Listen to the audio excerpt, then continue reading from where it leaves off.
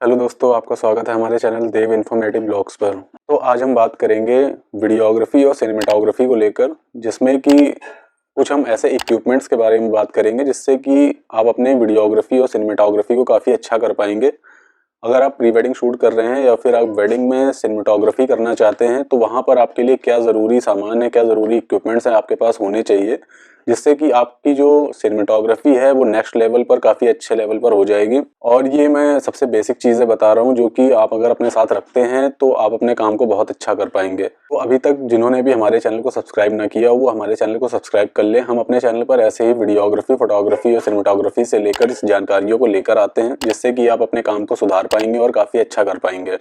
तो आइए आज के वीडियो को हम शुरू करते हैं। तो जैसा कि मैंने बताया कि हम आज बात करेंगे वीडियोग्राफी और सिनेमेटोग्राफी को लेकर कि क्या इक्विपमेंट्स आपके पास होने चाहिए जिससे कि आप अपने वीडियोग्राफी और सिनेमेटोग्राफी को बहुत अच्छा रिजल्ट दे पाएँ और काफ़ी अच्छा काम कर पाएंगे। तो इसके लिए नंबर 1 पॉइंट है कि हमारे पास एक अच्छा फुल फ्रेम कैमरा होना चाहिए। अगर आप वेडिंग्स या प्री वेडिंग में सिनेमेटोग्राफी के लिए काम करने जा रहे हैं और वहाँ पर आप चाहते हैं कि आपको एक अच्छा अमाउंट भी, आपके काम का अच्छा चार्ज भी मिले, तो जो ज़रूरतें हैं, जो भी इक्विपमेंट्स आज की मार्केट में लोग आपसे मांगते हैं, तो उसके बारे में बताऊंगा कि आपको सबसे पहले तो एक फुल फ्रेम कैमरा आपके पास होना चाहिए। वो सोनी का हो, निकॉन का हो, पैनासोनिक का हो या कि कैनन का हो, वो आप अपने हिसाब से, अपनी ज़रूरत और अपनी मार्केट के हिसाब से परचेज़ कर सकते हैं। मगर एक फुल फ्रेम कैमरा आज के लिए बहुत ज़रूरी है, क्योंकि जो भी आज की ज़रूरतें हैं, स्लो मोशन करना या फिर 4K वीडियो निकाल कर देना, वो सारी ज़रूरतें, आपकी जो सारे फीचर्स हैं वो आपको एक फुल फ्रेम कैमरा में मिल जाते हैं। तो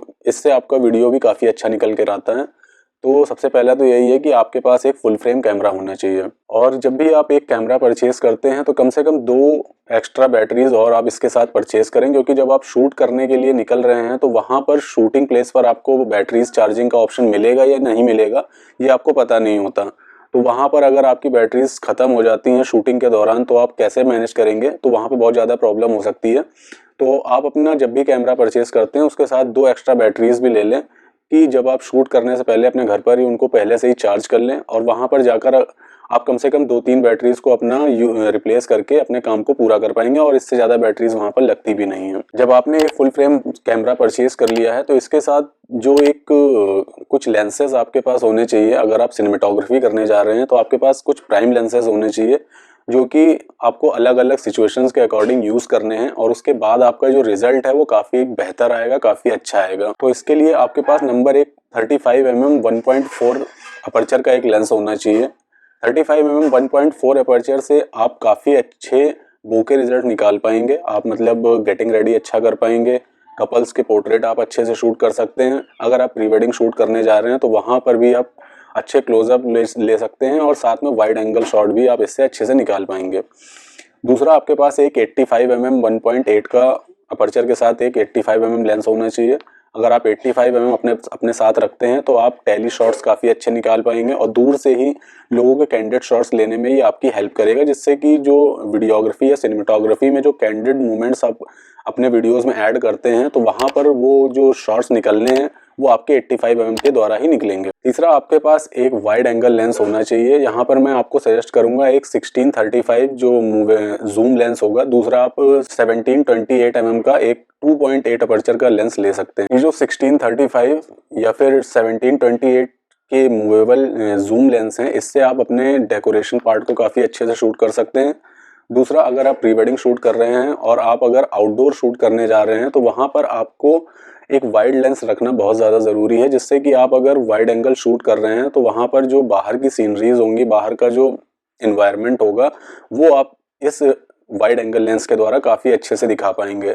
कभी भी अगर आप बाहर शूट कर रहे हैं, आउटडोर में शूट कर रहे हैं, बेहतरीन अच्छी सुंदर लोकेशन पर शूट कर रहे हैं, तो कोशिश करिए कि टाइट शॉट कम लें, ज़्यादातर वाइड एंगल लें, जिससे कि जो वहाँ की जगह की खूबसूरती है, जैसे कि आप अगर कश्मीर गए हैं और अगर आप ऋषिकेश में शूट कर रहे हैं, इसके अलावा दुबई, थाईलैंड वगैरह कहीं भी बाहर जाके शूट कर रहे हैं, तो बाहर किसी भी सुंदर लोकेशन पर अगर आप शूट कर रहे हैं तो कोशिश करें कि वहाँ की जो ब्यूटीफुल लोकेशंस हैं वो भी आपके कपल्स के साथ आपके कैमरे में वो जगह की लोकेशन भी, सुंदर जो भी जगह है वो भी कैप्चर हों, जिससे कि जब आप वीडियो को देखेंगे या फिर वीडियो आप जब एडिट करेंगे तो उसका जो रिजल्ट है काफ़ी बेहतर आएगा। तो आप अगर बाहर शूट कर रहे हैं तो एक वाइड एंगल लेंस भी अपने साथ रखें। तो इसके लिए मैं आपको सजेस्ट करूंगा कि आप 16-35 या फिर 17-28 का 2.8 अपर्चर का लेंस अपने साथ एक रखें। तो अगर आप अपनी किट में ये 3 लेंस अपने साथ रखते हैं तो आप बहुत अच्छे से अपना सिनेमेटोग्राफी पार्ट को कंप्लीट कर पाएंगे और कभी भी आपको एक्स्ट्रा किसी और लेंस की जरूरत नहीं पड़ने वाली है।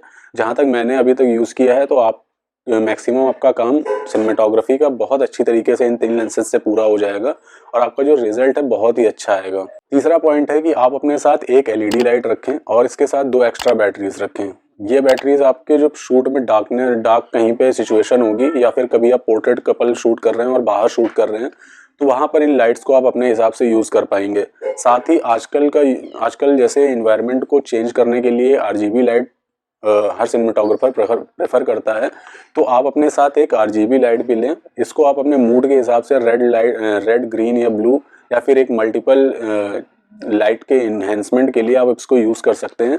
और जो आपकी LED लाइट है उसको आप की लाइट के तौर पर यूज़ करें, जिससे कि आप अपने रिजल्ट को अलग अलग तरीके से चेंज कर पाएंगे और आपका रिजल्ट चेंज होकर बहुत ही सुंदर लगेगा। फोर्थ है, इन लाइट्स को अगर आप ले गए हैं तो आप कैसे मैनेज करेंगे। अगर आपके पास एक हेल्पर है तो बहुत अच्छा है, अगर हेल्पर नहीं है तो आप अपने साथ एक लाइट स्टैंड को हमेशा अपने साथ रखें। ये लाइट स्टैंड आपके लिए बहुत ज़्यादा यूज़फुल होने वाला है कि जहाँ भी आपको लाइट की ज़रूरत है आप इस लाइट स्टैंड पर अपनी लाइट को माउंट कर दें और उसके साथ अपनी जो सिचुएशन के हिसाब से अपनी लाइट को मूव करें और अपने शॉट को आप निकाल सकते हैं। अदरवाइज आप अपने एक हैंड में लाइट लेके दूसरे हाथ में गिम्बल या फिर अपना कैमरा लेके शूट नहीं कर पाएंगे। तो आप अपने साथ एक लाइट स्टैंड तो हमेशा ही कैरी करें। अगर आपका हेल्पर आपके साथ है तो वो आपको लाइट देने में मदद करेगा, अदरवाइज आप अपने लाइट को अपने लाइट स्टैंड पर माउंट करके अपना काम निकाल सकते हैं। अगर आप आउटडोर शूट कर रहे हैं तो अपने लिए एक रिफ्लेक्टर साथ में रखें, क्योंकि रिफ्लेक्टर से बहुत अच्छी लाइट, एक सॉफ्ट लाइट आप सन की लेकर वहां से रिफ्लेक्ट करके अपने कपल्स के ऊपर रख सकते हैं और वहां से जो आपका कपल या ऑब्जेक्ट है वो बहुत ही क्लियर हो जाएगा और एक सॉफ्ट लाइट पड़ने से उस जो टाइम का जो शूट होता है बहुत अच्छा निकल कर आता है। तो एक रिफ्लेक्टर आपके साथ हमेशा होना चाहिए। दूसरा, शूट के लिए सबसे ज़रूरी चीज़ है आपके मेमोरी कार्ड्स। आप हमेशा कम से कम 2 या 3 मेमोरी कार्ड्स अपने साथ रखें कि कभी आपके मेमोरी कार्ड अगर फुल हो जाते हैं, दूसरा कभी आपका मेमोरी कार्ड करप्ट हो जाता है तो आप जिस शूट के लिए निकले हैं वहाँ पर आपको प्रॉब्लम ना हो, आप अपने मेमोरी कार्ड्स को चेंज करके अपना काम पूरा कर पाएँ। और ये आप जब भी शूट के लिए निकल रहे हैं तो इन सब चीज़ों को एक क्रॉस चेक हमेशा करें कि आपकी बैटरीज चार्ज हैं या नहीं, आपके बैग में सारी बैटरीज आपने रखी हैं, कैमरा आपका सही से पैक है, आपके लेंस आपके साथ हैं। दूसरा, आपके जो मेमोरी कार्ड्स हैं आप उनको एक बार क्रॉस चेक करें।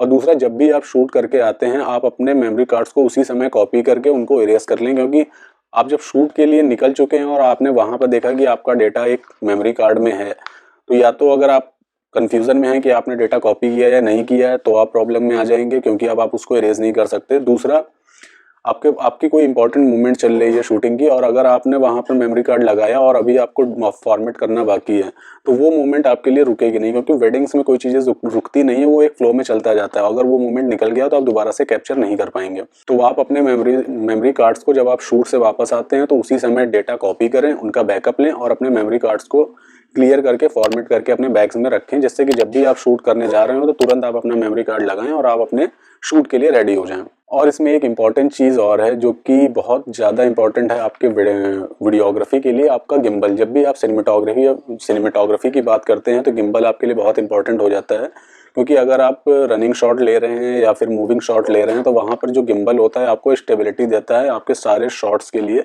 आप वीडियो में कपल्स के पोर्ट्रेट ले रहे हो या फिर लोकेशन का शॉट ले रहे हो, वेन्यू के डेकोरेशन पार्ट को शूट कर रहे हो, तो वहाँ सब जगह पर आपका जो गिम्बल है आपके वीडियो को स्टेबल रखता है और एक सुंदर मूवमेंट निकाल कर देता है। तो आप अपने साथ एक गिम्बल हमेशा कैरी करें। तो ये कुछ चीज़ें हैं वेडिंग, प्री वेडिंग या फिर अदर कोई भी वीडियोग्राफी या सिनेमेटोग्राफी आप करना चाह रहे हो तो इन चीज़ों की आपको हमेशा ज़रूरत पड़ेगी। और अगर आप अच्छा चार्ज करना चाहते हैं, वेडिंग्स में अच्छी इनकम करना चाहते हैं, तो कम से कम इतने गैजेट्स या फिर इतने इक्विपमेंट्स को आप अपने साथ हमेशा एक किट बनाकर रखें, तभी आप मार्केट में एक अच्छा फ्रीलांस वर्क कर पाएंगे। दूसरा, अगर आप अपना भी काम कर रहे हैं तो अगर आप अपने काम को अच्छी तरह से रिप्रेजेंट करना चाहते हैं, अपने रिजल्ट को बेहतर करना चाहते हैं, तो कम से कम इतने इक्विपमेंट्स आपके पास आज भी अवेलेबल होने चाहिए, तभी आप एक अच्छी सिनेमेटोग्राफी कर पाएंगे।